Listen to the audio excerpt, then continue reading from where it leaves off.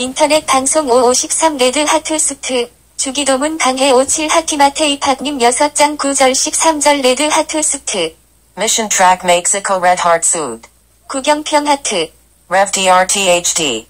오늘 말씀을 나누고자 하는 것은 우리가 우리에게 죄 지은 자를 사하여 준 것 같이 우리 죄를 사하여 주옵시고 입니다. 그리고 말씀한 곳을 읽겠습니다. 그러므로 너희는 이런 식으로 기도하라. 하늘에 계신 우리 아버지여, 아버지의 이름이 거룩히 여겨지게 하옵시며 아버지의 왕국이 임하옵시며 아버지의 뜻이 하늘에서 이루어진 것 같이 땅에서도 이루어지이다. 우리가 우리에게 빚진 자들을 용서하는 것 같이 우리의 빚을 용서하옵소서. 우리를 인도하사 시험에 들지 말게 하옵시고 다만 악에서 우리를 건지시옵소서. 왕국과 권능과 영광이 영원토록 아버지의 것이옵니다. 아멘. 정리된 기도문은 다음과 같습니다. 하늘에 계신 우리 아버지여, 이름이 거룩히 여김을 받으시오며 나라에 임하시며 뜻이 하늘에서 이룬 것 같이 땅에서도 이루어지이다. 오늘날 우리에게 일용할 양식을 주옵시고 우리가 우리에게 죄 지은 자를 사하여 준 것 같이 우리 죄를 사하여 주옵시고 우리를 시험에 들게 하지 마옵시고 다만 악에서 구하옵소서. 대개 나라와 권세와 영광이 아버지께 영원히 있사옵나이다.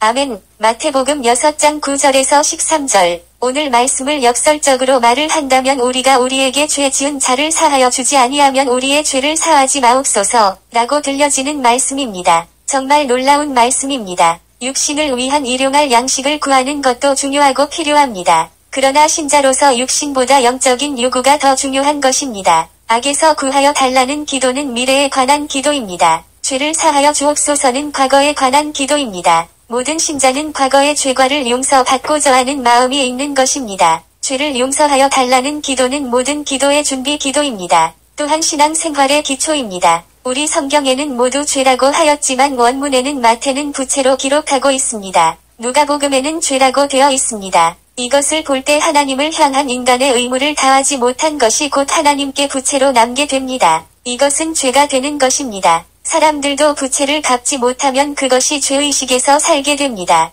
역시 죄라고 봅니다. 잘못된 것입니다. 예수님 당시의 법을 보면 빚을 지면 채권자의 요구를 거절 못합니다. 때로는 종으로 끌려가는 일이 있었습니다. 결국 빚진 채무자는 채권자에게 종과 다름없는 삶을 살게 됩니다. 빚진 종이라고 합니다. 이와 같이 한번 범죄하면 죄가 원하는 대로 행동하게 됩니다. 죄가 명하는 것을 거절하지 못하는 것입니다. 욕심이 잉태한즉 죄를 낳고 죄가 장성한즉 사망을 낳느니라. 야고보서 1장 15절. 인간은 욕심으로 인하여 더 많이 가지려는 마음에 죄를 짓는 일이 많이 있습니다. 그 일이 계속되어 원하지 않는 곳에 불려가는 일들이 있습니다. 빚을 갚지 아니하면 이자가 늘어나게 됩니다. 늘어나는 이자로 인하여 파산하는 일이 있습니다. 죄는 날마다 장성하는 것입니다. 바늘 도둑이 소 도둑 된다는 말이 있습니다. 죄는 번식하고 장성합니다. 결국 범죄한 자는 파멸하게 됩니다. 고로 내 과거의 모든 죄를 사죄받는다는 것은 하나님 나라에 들어갈 수 있는 준비 작업입니다. 그리고 타인의 죄를 용서하는 것은 용서받은 자의 의무입니다.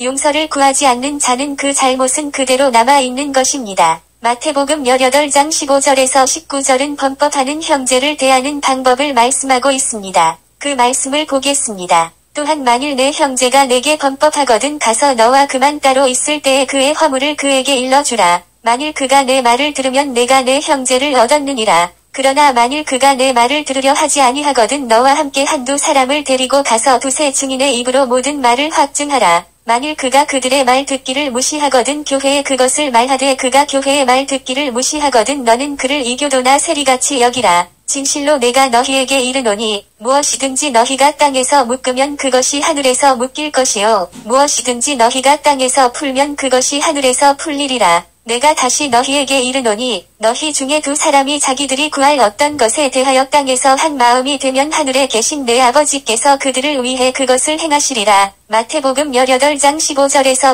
19절. 회개는 철저하게 하여야 할 것입니다. 세마는 회개사와 같이 하라고 합니다. 베드로가 예수님께 묻습니다. 용서를 몇 번이나 할까라는 질문을 합니다. 베드로는 7번 용서하면 많이 하는 것으로 알고 있는 듯합니다. 이때 예수님은 하시는 말씀이 있습니다. 내가 내게 이르노니 7번까지가 아니라 70번씩 7번까지 하라. 마태복음 18장 21절에서 22절. 1. 우리가 우리에게 죄 지은 자를 사하여 준 것 같이 많은 사람들이 주기도문 중에 이곳에서 회개도 하고 때로는 괴로워합니다. 말씀의 서두에서 말씀이 있었습니다. 이 부분을 역설적으로 말을 한다면 내가 형제의 죄를 용서하지 아니하면 나의 죄도 용서하지 마옵소서라고 읽혀지고 있습니다. 중세기 유럽에서 어느 성주가 다른 성주와 협의가 있어 원수 갚을 생각을 하였습니다. 원수인 성주가 자기 영토를 지나서 여행하게 될 것을 알고 군사를 매복시켰습니다. 그때 원수 갚을 준비를 하고 있었습니다. 그때 성의 감독이 성주에게 원수를 용서하라고 권하였습니다. 그리고 주기도문을 올리자라고 하였습니다. 주기도문의 첫 부분에서 잘 내려오다가 오늘날 우리에게 일용할 영식을 주옵시고 까지 잘 하였습니다. 그런데 주기도를 멈추면서 감독은 말을 합니다. 하나님 앞에서 우리가 거짓말을 할 수 없습니다.